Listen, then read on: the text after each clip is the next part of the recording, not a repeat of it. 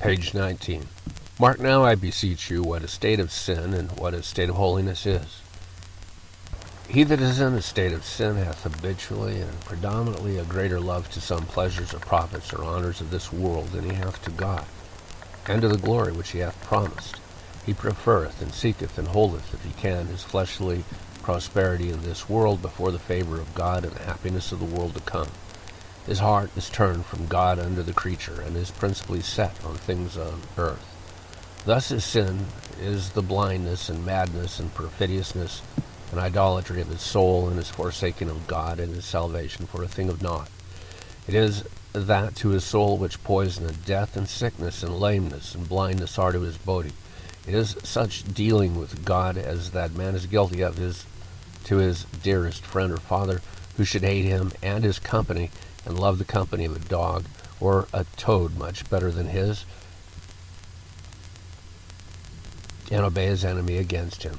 And it is like a madman's dealing with his physician, who seeks to kill him as his enemy, because he crosseth his appetite or will to cure him. Think of this well, and then tell me whether this be a state to be continued in.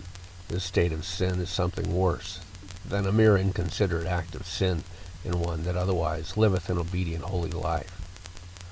On the other side, a state of holiness is nothing else but the habitual and predominant devotion and dedication of soul and body and life and all that we have to God, and esteeming and loving and serving and seeking him before all the pleasures and prosperity of the flesh, making his favor and everlasting happiness in heaven our end, and Jesus Christ our way, and referring all things in the world into that end, and making this the scope, design, and business of our lives.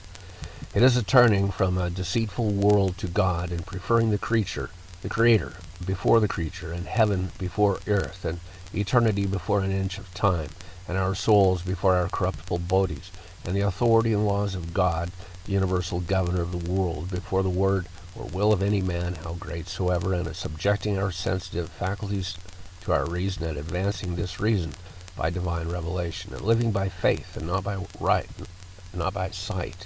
In a word, it is the laying up our treasure in heaven and setting our hearts there, and living in a heavenly conversation, setting our affections on the things above and not on the things that are on earth, and rejoicing in hope of the glory to come, when sensualists have nothing but transitory brutish pleasures to rejoice in.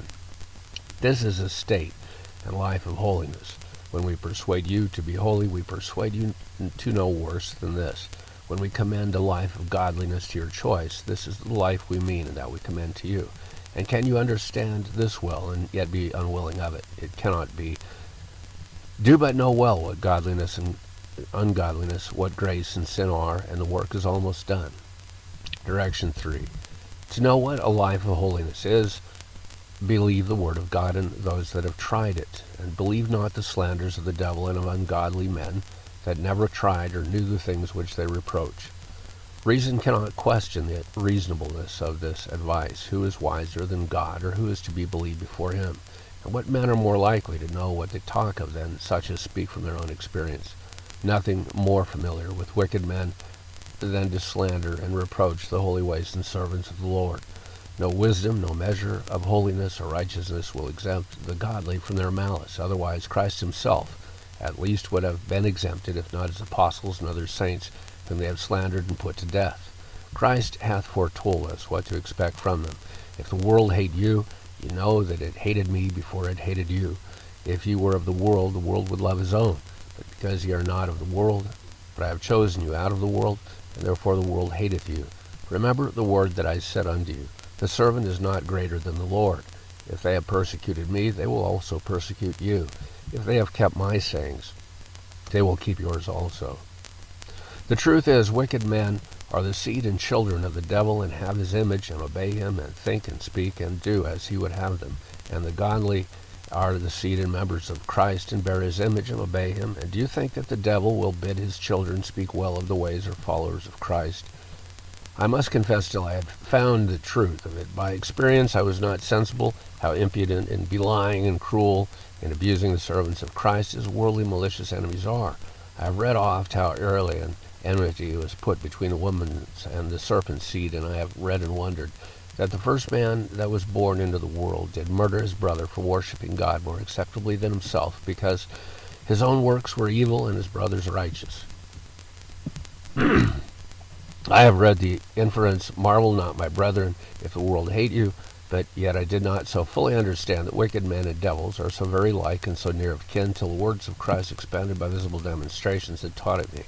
Indeed, the apostle saith that Cain was of that wicked one, that is the devil, but Christ saith more plainly, ye are of your father the devil, and the lusts of your father ye will do. He was a murderer from the beginning, and abode not in the truth, because there is no truth in him. When he speaketh a lie, he speaketh of his own, for he is a liar, and the father of it. Here note that cruel murdering and lying are the principal actions of the devil, and that as the father of these, he is the father of the wicked, who are most notoriously addicted to these two curses against the most innocent servants of the Lamb. How just is it that they dwell together hereafter, that are here so like in disposition and action, even as the righteous shall dwell with Christ, who bore his image and imitated his holy suffering life.